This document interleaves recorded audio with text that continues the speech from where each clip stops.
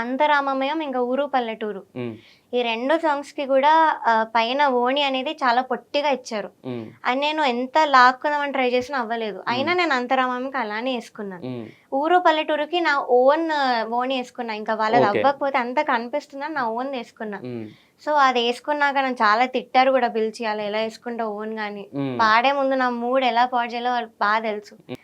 జ్ఞాపిక వాళ్ళు ఒక statement pass చేశారని నాకు తెలిసింది. ఉమ్, ఇలా మేమేం తప్పుగా ఇవ్వలేదు మీరు ఎవరు? చూడండి అని. ఉమ్, సో, నేను పాటలతో సహా మీకు ఎగ్జాంపుల్ చెప్తున్నాను. 'ఊరు పల్లెటూరు' మీరే చూడండి. ఓకే. సో, అది ఇంకా 'లాలు దర్వాజా లస్కర్' అనే పాట వస్తుంది. నెక్స్ట్ వీక్ రిలీజ్ అవుతుంది. ఓకే.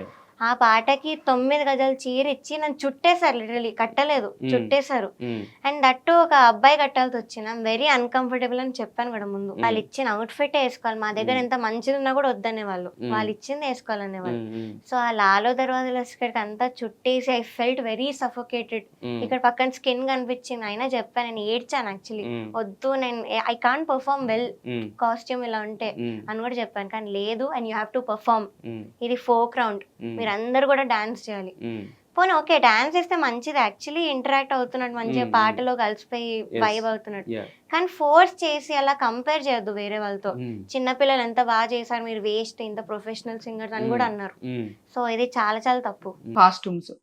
కాస్ట్యూమ్స్ ప్రాసెస్ ఎలా జరుగుతుందంటే, ఇప్పుడు పిల్లలందరూ దగ్గర నుంచి వచ్చిన సాంగ్స్ లో ఫైనల్ అయిన ప్రతి పాటలోంచి ఆ పాటకి తగ్గ ఏ డ్రెస్సులు బాగుంటాయి అనేది ఇట్స్ ప్యూర్లీ నేను డిసైడ్ చేసి ఇస్తానండి.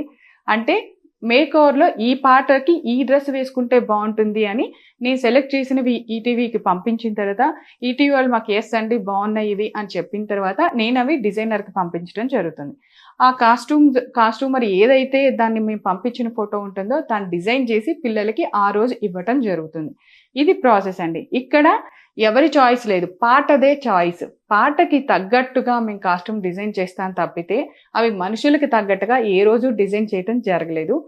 మీరు ఒక్కళ్ళే ప్రవస్తి గారు ఇది చెప్పింది. అండ్ ఇంకొక ఎలిగేషన్ కూడా చేశారు మీరు కాస్ట్యూమ్స్ పాయింట్లోనే. నన్ను కాస్ట్యూమర్ మీ బాడీకి ఏ డ్రెస్ సరిపోదు అని అన్నారు అని.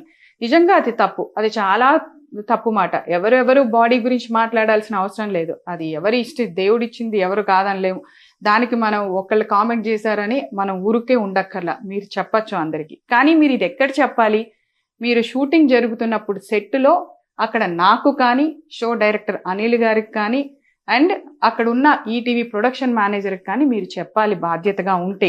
మీరు బాధపడి ఉంటే ఆ విషయంలో మీరు ఆ రోజు చెప్పకుండా ఈరోజు ఆఫ్టర్ ఎలిమినేషన్ వచ్చి నన్ను నా బాడీ షేమింగ్ చేశారు, నన్ను ఈ డ్రెస్సులు వేసుకోమన్నారు, నన్ను ఇలాగే ఉండమన్నారు అని చెప్పారు.